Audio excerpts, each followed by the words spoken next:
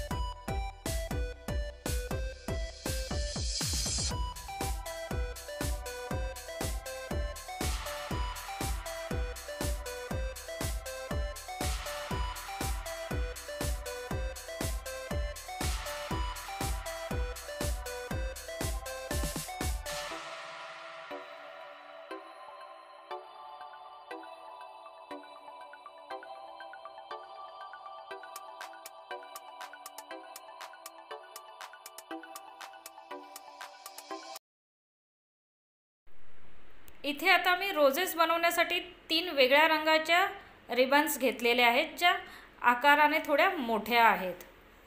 Ribbon एम्ब्रॉयडरीची ही सुई आहे.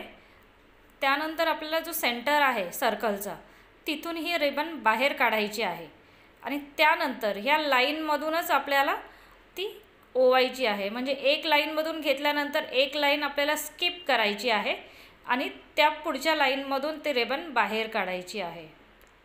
अशा प्रकारे सर्व जे रोज आहेत, गुलाब आहेत, ते आपल्याला बनवून घ्यायचे आहेत.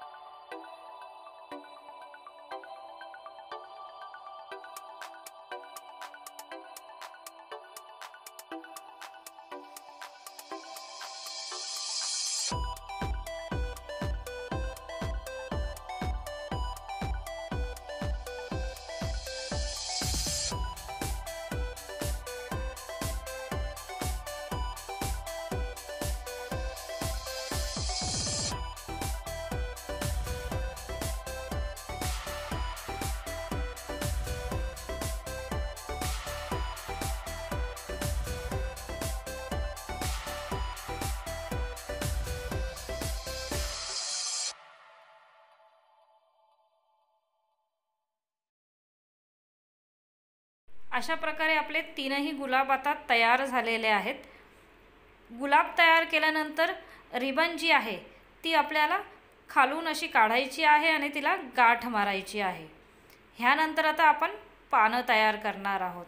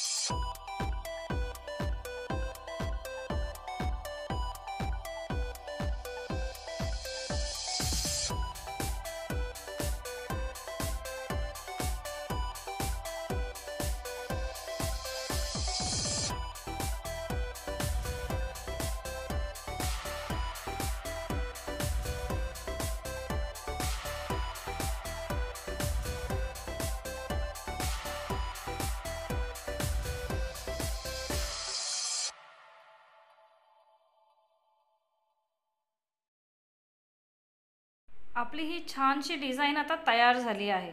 आता हे सॅटिनचे रिबन आहेत, त्याचे धागे निघतात.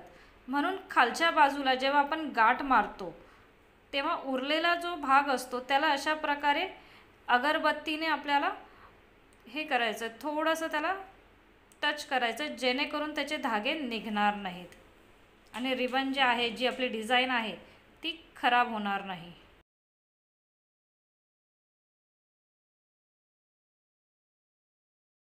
तर इथे आपली ही छानशी डिझाईन तयार झाली आहे. आता ह्यावर जे गुलाब आहेत त्यावर मी मध्यभागी अशा प्रकारे मोती लावणार आहे. त्यासाठी मी हे ग्लू जे आहे, फॅब्रिक ग्लू, ते वापरलेलं आहे. तर मैत्रिणींनो, तुम्हाला जर ही डिझाईन आवडली असेल तर व्हिडिओला लाईक करा, चॅनलला सबस्क्राईब करा आणि हो, बेल आयकॉन प्रेस करा, जेणेकरून तुम्हाला पुढचे येणारे सर्व व्हिडिओंचे नोटिफिकेशन मिळेल. पुन्हा भेटूया नवीन एका व्हिडिओमध्ये. तोपर्यंत काळजी घ्या.